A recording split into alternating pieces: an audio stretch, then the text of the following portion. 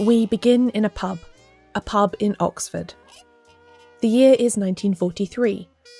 A student, just 22 years old, is having a drink with a theatrical acquaintance, reminiscing over some performances they collaborated on the previous year. As was often the case with their friendship, the talk turned to books, what they had been reading, what they had thought of it, what they might read next. The theatrical acquaintance, whose name was John Maxwell, was astonished and amused when he started waxing lyrical about his love for the detective fiction of John Dickson Carr, and his friend had no idea what he was talking about. So passionate was he about correcting this deficiency immediately, that when the pub closed, Maxwell made his friend come home with him and pick up a copy of a Carr novel to take with him. His friend did not sleep that night. The Crooked Hinge, Carr's 1938 novel, in which sleuth Dr. Gideon Fell untangles a mystery that involves impossible murders, the Titanic and witchcraft, held him completely captivated. Previously a self-confessed intellectual snob with an overriding passion for classical music, this book opened the floodgates of detective fiction for him. Writers like Gladys Mitchell, Michael Innes and Dorothy L. Sayers quickly joined John Dickson Carr as his favourite authors. A few months later, he wrote his own whodunit in just 10 days. 6 weeks after that, he had a publisher.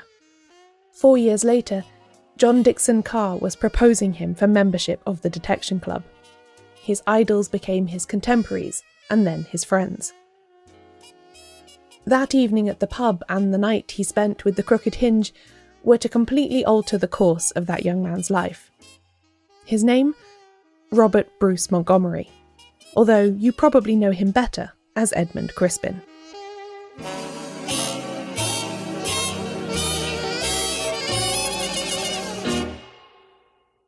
Welcome to Shedunnit. I'm Caroline Crampton.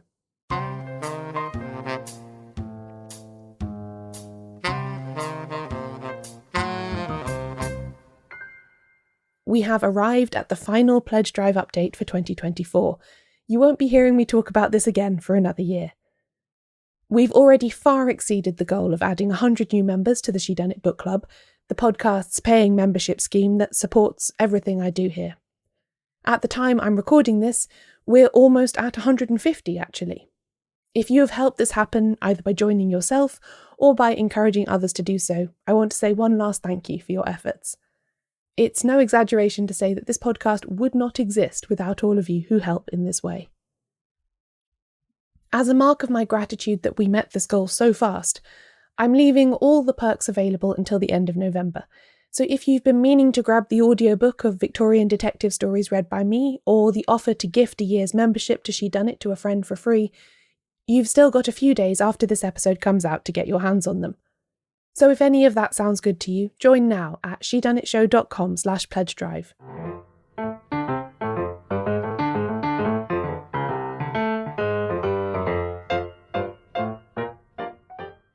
Robert Bruce Montgomery was born in 1921, the fourth child and only son of Robert, a civil servant, and Marion, a full-time wife and mother, who named her son after one of Scotland's great kings, because she believed herself to have aristocratic forebears north of the border.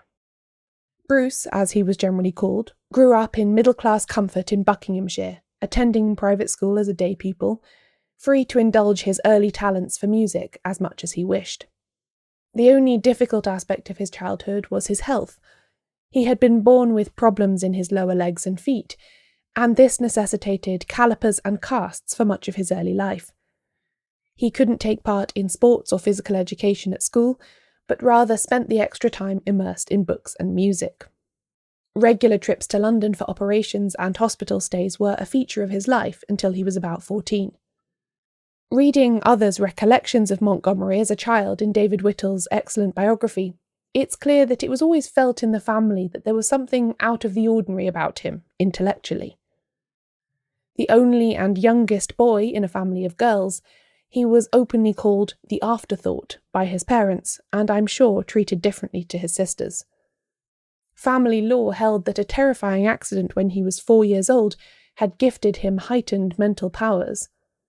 a horse had kicked him in the head, and it was apparently unclear for a while if he would even live, but once he recovered, his academic prowess was regularly attributed to this event. This idea that a blow to the head can confer extra cleverness or creativity has no established scientific basis, by the way, but it recurs quite a bit in the life stories of talented people. Sometimes called acquired savant syndrome, Augustus John and Wilfred Owen are just two of the figures who had an event like this in their biographies. Montgomery was already playing piano to a high standard and beginning to compose his own music when he had a fortunate meeting on a family holiday with a professor of composition at the Royal Academy of Music. Geoffrey Sampson was 20 years his senior, and happily became young Bruce's musical mentor, encouraging him to pursue composition, reviewing his pieces, and making sure he took his music seriously. An orthopaedic surgeon around this time recommended that learning the organ could be a beneficial form of exercise for the boy's much operated-on legs too, and these two events together set Bruce Montgomery on the path to what all concerned hoped would be a stellar musical career as a composer and a conductor.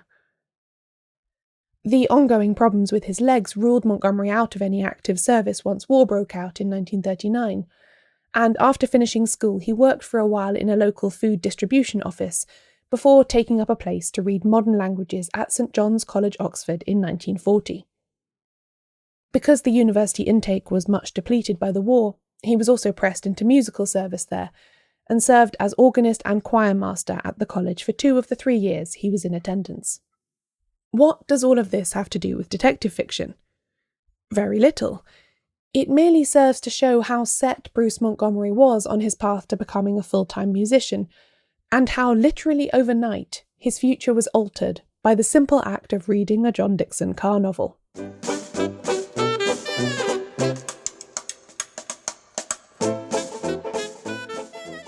We are fortunate that several of Montgomery's contemporaries at Oxford were to go on to become major literary celebrities, meaning that their recollections of their student years have been carefully recorded and preserved. Thus, Alan Ross, poet and critic, wrote in his autobiography that there was no doubt who, of all of us, appeared the most sophisticated, best read, widely connected and gifted. Bruce Montgomery may have been slightly older than us, but he was light years ahead in experience.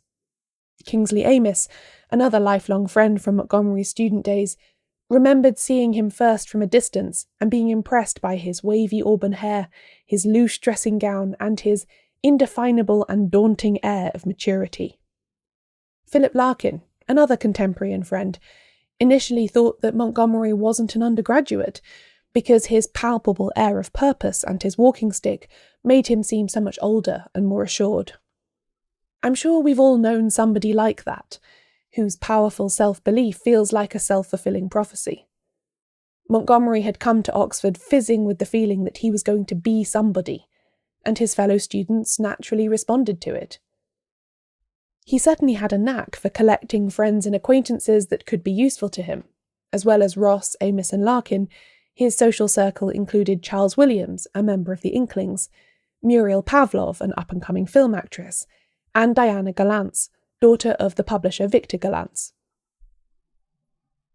The detective novel that Montgomery wrote over 10 days during his Easter holiday in 1943 was duly sent to Diana's father, who was already well known as the publisher of crime writers like Dorothy L. Sayers and Francis Iles, among others. Victor Galance's verdict is recorded in the publisher's report on the book. He read it himself. The plot is adequate, though not particularly brilliant. Its somewhat pedestrian character is, I think, offset by the general cleverness of the thing as a whole. Within a month, a contract was being signed. No doubt Montgomery benefited from being a close friend of a major publisher's daughter, and from the general popularity of the genre in which he was writing. By 1943, the classic detective story was so beloved by readers that every business-minded publisher was still signing up new authors wherever possible. Still, these factors alone would never have convinced the savvy Galance to take Montgomery on. He saw true potential. This first book, The Case of the Gilded Fly, contains many elements that were to recur across his 9 novels with minimal additional development, so it is worth a closer look. Chief among them is the detective, Gervase Fen, who would go on to appear in all of the novels and many of Montgomery's short stories. Fen is a professor of English language and literature at Oxford University, based in a lightly fictionalised version of Montgomery's own college. He's middle-aged, married, energetic, and prone to sudden deep enthusiasms, which are taken up and abandoned with equal gusto. In Love Lies Bleeding from 1948, we get a clear physical description of him. He was a tall, lanky man, a little over 40 years of age. His face was cheerful, ruddy and clean-shaven, with shrewd and humorous ice-blue eyes, and he had on a grey suit, a green tie embellished with mermaids, and an extraordinary hat. This extraordinary hat of Fen's, which is never properly described, is something of a running joke. 3 decades later, in The Glimpses of the Moon, we are told that Fen still possesses this flamboyant accessory. Fen is not charming or personable, as Nigel Blake, a former student of Fen's who acts as his assistant in the case of the Gilded Fly, wryly observes early on in the book. On his arrival, Fen had been extremely rude to him, but then he was habitually rude to everyone. It was a natural consequence, Nigel decided, of his monstrous and excessive vitality. As a detective, Fen is not usually inclined to share his workings with fellow characters or readers, preferring the classic last chapter reveal in a way that should raise eyebrows among fans of fair play. His is an investigative style based on observation and interview, with little resort to forensic or scientific methods. He is addicted to literary quotation, frequently strewing his speech with allusions to Shakespeare, Lewis Carroll, and everything in between. And he loves to make a bold declaration about himself or detection in general. At one point in Montgomery's first novel, his detective declares that "I'm the only literary critic turned detective in the whole of fiction." An avowed amateur, he nonetheless throughout the books maintains useful friendships with figures like the Chief Constable of Oxford and a Scotland Yard detective inspector. The case of the Gilded Fly takes place in Oxford, with much rushing about the city's streets and landmarks. Montgomery would use this as his primary location twice more, in The Moving Toy Shop from 1946 and Swan Song from 1947.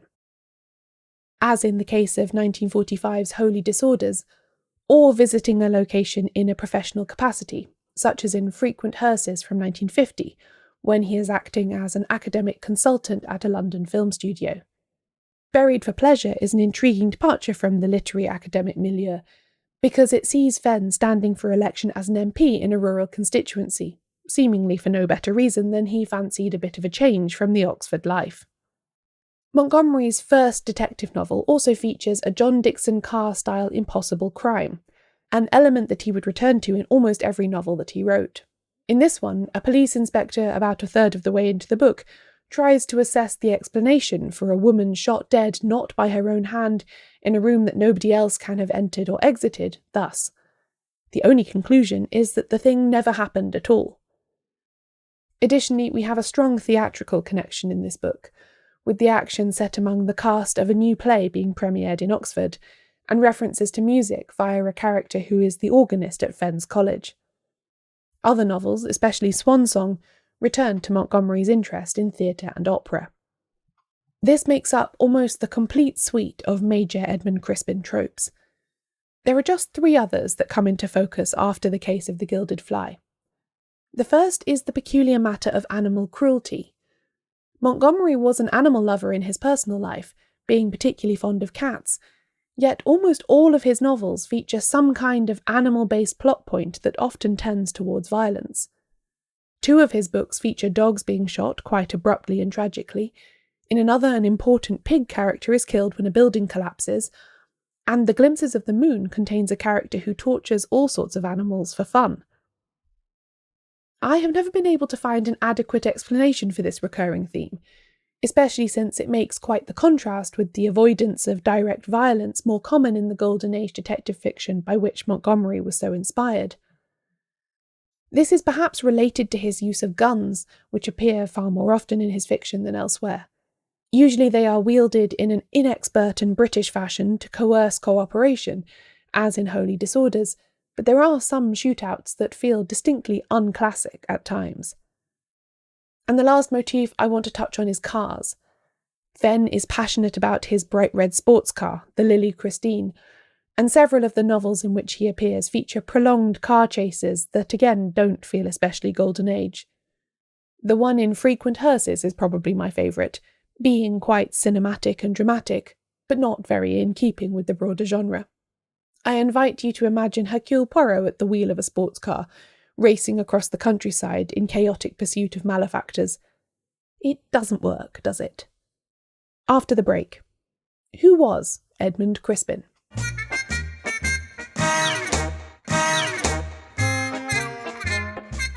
The very name that Bruce Montgomery chose for his crime-writing endeavours is an inside joke aimed at lovers of detective fiction.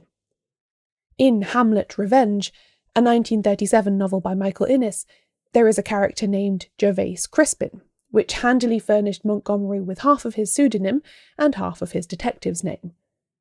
Originally he was going to write as Rufus Crispin, Rufus being a reference to that auburn hair that had so struck Kingsley Amis upon first seeing Montgomery, but he eventually went with the more common Edmund, probably drawn from the Elizabethan poet Edmund Spenser. Montgomery was passionate about 16th and 17th century poetry, set a lot of it to music, and had also been in a house named for Edmund Spenser when he was at school. The Fen of Gervase Fen, incidentally, came from the real-life professor upon whom Montgomery based his detective. W.G. Moore was Montgomery's own tutor at Oxford, and the pun-loving writer had given him the nickname of O'er Moor and Fen, after the line in the hymn Lead Kindly Light. Naturally, the detective's surname must be Fen, in honour of his model. It was an affectionate caricature, mostly based on Moore's physical appearance rather than his character, and later Montgomery admitted that Fen contained quite a bit of his own personality too. I think you can tell just from that little diversion that Bruce Montgomery loved to play with language. Puns, rhymes, and sly allusions abound across all of his writing, not just his detective fiction. He adored limericks, and was a fan of Edward Lear and Lewis Carroll. Beyond just his pen name and the name of his detective, he liked to insert jokes into his books that only a select audience of readers would notice and understand. For instance, he liked to weave the names of his friends and loved ones and their creations into his books. Michael Innes gets another nod in Holy Disorders, when Fen bemoans the possible arrival of a highly efficient Scotland Yard detective named Appleby, the same name as Innes's own sleuth. G.D.H. Cole, an Oxford professor and fellow member of the Detection Club, gets a mention in Buried for Pleasure. In the play that is being rehearsed in the case of the Gilded Fly, one of the performers is named Diana, a nod surely to Diana Gallantz, who had helped to get the book published. The moving toy shop is dedicated to Philip Larkin, in Friendship and Esteem, and later on when Fen is groaning over an undergraduate essay he has to read, he says it must be by Larkin, the most indefatigable searcher out of pointless correspondences the world has ever known. This novel also contains a cheeky nod to Montgomery's publisher. At one point when a character is being pursued by criminals, he decides at random to turn left, justifying this decision to himself with a muttered, "After all, Gallantz is publishing this book." Victor Gallantz being a well-known left-wing intellectual and famed for championing authors who shared his politics. This is one of the many, many occasions where the characters in an Edmund Crispen novel make it quite clear that they know they are literary creations rather than real people. In fact, at the solution-revealing moment at the end of Holy Disorders, Fen roundly chastises the criminals for over-dramatization and tells them to talk English and try to stop imagining you're in a book. This casual and constant breaking of the fourth wall is not at all common in detective fiction of this period, and so stands out all the more. As I've been reading all of his novels in order to make this episode, I've come to think of this self-consciousness as Montgomery's defining characteristic as a novelist. Certainly no other writer of detective fiction that I've ever read has filled his books with so many of these pointed little moments. Montgomery always plays these moments for humour. They add to the generally light-hearted tone of his books. Woodhouse is often a comparison for him. Not only does Fen know that he is in a detective novel and offer his opinions on how such a book should and should not be structured, he even seems aware of and to be in dialogue with his creator. At the end of Holy Disorders, Fen is reflecting on his dissatisfaction with the case and observes that, "I hope this affair won't go into the chronicles of Crispin." Crispin himself responds pithily in a footnote, "Vain hope." Sometimes these footnotes and his unwillingness to take detective fiction too seriously works very well in the reader's favour. In the case of The Gilded Fly, rather than treating us to yet another witness account covering the same events, a footnote tells us that Fen received from the conversation a shortened version of that given in chapters 2 to 4. In Love Lies Bleeding, a mystery set in a boys' boarding school that draws on Montgomery's own period teaching at Shrewsbury School, Fen is even writing his own very bad-sounding mystery. Later, in Buried for Pleasure, Fen offers some commentary on how everything is just so much more probable in detective fiction, with clues popping up at just the right moment for the narrative, whereas in real life, nothing is ever that convenient. Of course, he's interrupted in his monologue by a police constable who has just found an unlikely but very helpful clue, further emphasising the transparent artifice of Montgomery's style. The same book contains a character called Judd, who writes detective fiction under the name Annette de la Tour, and is just dying to share all of his thoughts with Fen about how a fictional detective should conduct himself. If you think about all of these circular references for too long, your head starts to spin. If these characters know they're in a book, and sometimes even talk to their author, where does that leave the reader? I recommend just letting it all wash over you, and occasionally chuckling, rather than getting too invested in the semiotics of it all.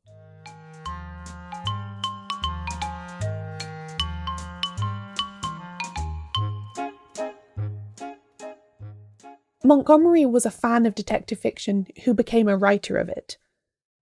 As you've just heard, he loved to reference, comment on, and play with the existing tropes and habits of the genre. But he wasn't an innovator. He didn't move the form on. He bounced off what had already been done. This goes a long way to explain his somewhat brief and unusual bibliography, I think. Beginning with The Case of the Gilded Fly in 1944, he published a book a year for 8 years, taking him up to The Long Divorce in 1951. Then there was a 26-year gap until 1977, when his final Gervase Fen novel, The Glimpses of the Moon, was published. What on earth was he up to? Partly his writing career took on this shape because he was busy with other things.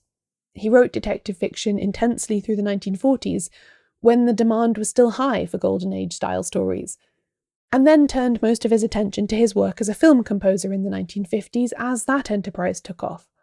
He scored a number of the Carry On films and the well-known comedy Doctor in the House, among other things. He also became quite well known for his editing of the Faber Best Science Fiction anthologies during this time, which helped to bring the genre to wider critical attention in Britain. He was still writing mystery short stories, mostly quite short ones on commission for the London Evening Standard, but despite repeated chasing from gallants, he could not get to the end of another novel. Several were started and abandoned.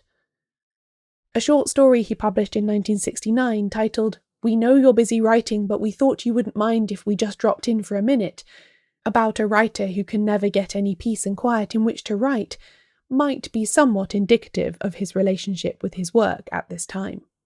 Meanwhile, his health and his personal life were suffering.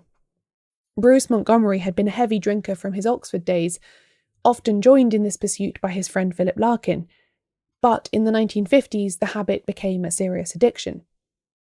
His childhood struggles with his legs also returned in the form of osteoporosis, meaning that if he fell while he was drunk, he was liable to injure himself badly. He began to miss deadlines for film scores and was eventually dropped completely by the studio for which he worked. Some of the difficulties he faced in this industry are bitterly satirised in Frequent Hearses and The Glimpses of the Moon. He tried to get a new, better publishing contract for more fiction, and there was some interest. Edmund Crispen was still a name people remembered. But moving on meant he first had to discharge his obligations to Gallants, and that meant finishing this final Fen novel. Eventually, after he married his longtime secretary Anne Clements in 1976, he managed to put the finishing touches to the book and send it in for publication. He was too unwell to embark on anything new, though, and died barely 2 years later as a consequence of a surgery for his liver troubles. The Times obituary for Bruce Montgomery, published on the 18th of September 1978, ends with a sentiment that has lingered with me ever since I first encountered it. It says, "He could easily have become Britain's most successful post-war writer of detective stories. He could have made a busy and lucrative career composing film music. His music was agreeable. His books were elegant, literate, and funny. He might have done a great deal more, but what he did produce gave much pleasure to many people." All of those coulds and mights. He could have done more, but he did not. This incongruity bothered those who observed him for at least the last 2 decades of Montgomery's life, if not for longer, and it certainly bothered him too. He was both a dilettante and an amateur, in the best senses of both of those terms. He flung himself into composing and crime writing with no training or experience in either, and let those activities run as long as they were interesting and lucrative for him. I think he always thought that writing classical music for concert performance would be his, quote, real life's work, yet he never quite got around to doing it, despite his youthful promise as a composer. He acknowledged how envious he was of his friends Philip Larkin and Kingsley Amis, as they both garnered high reputations as literary figures, yet did nothing to try and match them. But nor did he take the work he was actually doing that seriously. The raw talent on display in the books and music that he did publish was substantial, and yet he seemed to have had no aptitude for consistency or regularity. You have heard how hard it was for him to finish his final detective novel, The Glimpses of the Moon. It's quite plausible to me that the expectation that he should be able to churn out a novel a year at least, over many decades, as Christie or Carr or Marsh or Mitchell or Innes had done, was a factor in his struggles alongside his health problems and alcohol addiction. Those writers had set the template for what a career as a successful detective novelist looked like, and Montgomery, for myriad reasons, could not fit himself into it. It is apt, I think, that the last word here should go to Agatha Christie, that most prolific and consistent of writers. She and Montgomery were friends of many decades standing, having first met in the 1940s when he was inaugurated as a member of the Detection Club. They both lived in Devon too, and would thus see each other socially more often than other members who were not based in southwest England. Arriving one day in his car to have lunch with her at Greenway, he encountered the woman herself on the long walk back from seeing some previous visitors off at the bus stop. He stopped to give her a lift, and as they drove up to the house, she just asked him, straight out, why he hadn't written anything in such a long time. We don't know the exact date of this encounter, but it was likely in the mid-1960s, at which point it had been about 15 years since the publication of Montgomery's last book. He admitted in response to Christie's question that he just couldn't think of a plot for a new book. Montgomery recalled later that Agatha turned to him with a twinkle in her eye and said, "Oh, I shouldn't have thought that would have worried you." The great lady of 20th century crime fiction got it, even if many other critics, readers and obituary writers didn't. Plot didn't matter for him. Edmund Crispen had never produced great original plots or flawless twists, nor was he ever destined to publish on the kind of regular schedule that Christie herself excelled at. And yet that shouldn't have mattered. The verve and flair, and the comic absurdities and the literary references, and the musical allusions and the inside jokes were always what made his books sing.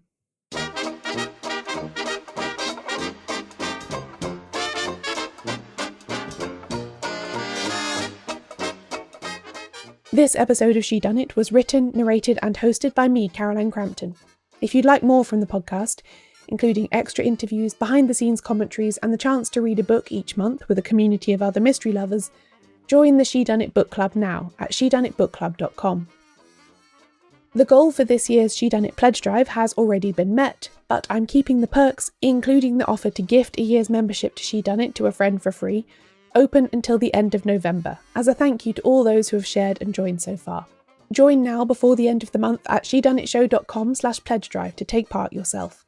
All the books mentioned in this episode are listed at shedunnitshow.com/Edmund Crispen's Inside Jokes. I publish transcripts of every episode, including this one. Find them all at shedunnitshow.com/transcripts. Shedunnit is edited by Euan MacAleece. Production assistance from Leandra Griffith. Member support for the Shedunnit Book Club from Connor McLoughlin. Thanks for listening.